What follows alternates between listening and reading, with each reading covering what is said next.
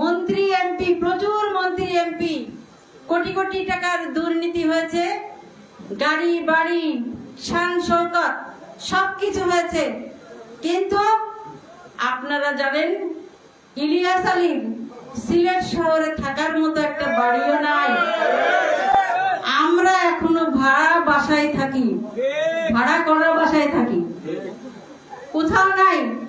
শুধু ঢাকাতে সরকারি বরাদ্দ একটা জমিতে আমরা মাথা গুজার ঠাঁই করেছি, এছাড়া আমাদের কোনো সম্পদ নাই।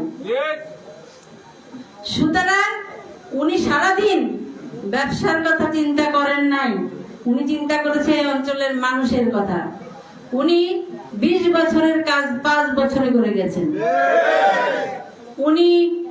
উনি ঘুমের মধ্যেও স্বপ্ন দেখতেন কোন এলাকায় রাস্তা করতে হবে, মানুষের কোন জায়গায় কি করতে হবে। মাঝে মাঝে ঘুমের মধ্যেও অনেক রকম কথাবার্তা স্বপ্ন দেখে হয়তো বলতেন, যে সেই স্বপ্নের মধ্যেও কিন্তু তার এলাকা নিয়েই ছিল, এলাকার কথাবার্তাই ছিল, এলাকার মানুষের কথা ছিল। তো আমরা এখানে রাজনীতি করছি মানুষের প্রয়োজনে, আর আমার রাজনীতি যেটা, সেটা আমার নিজের প্রয়োজনে নয়।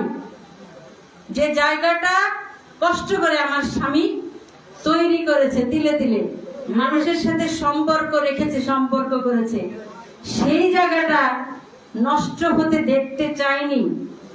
সেই জায়গাটা নষ্ট হবে না, সেই চিন্তা থেকে আমি আপনাদের পাশে দাঁড়িয়েছি। আপনারা চেয়েছেন বলেই আমি আপনাদের পাশে এসেছি। আমি বিভিন্ন ধরনের প্রতিবন্ধকতা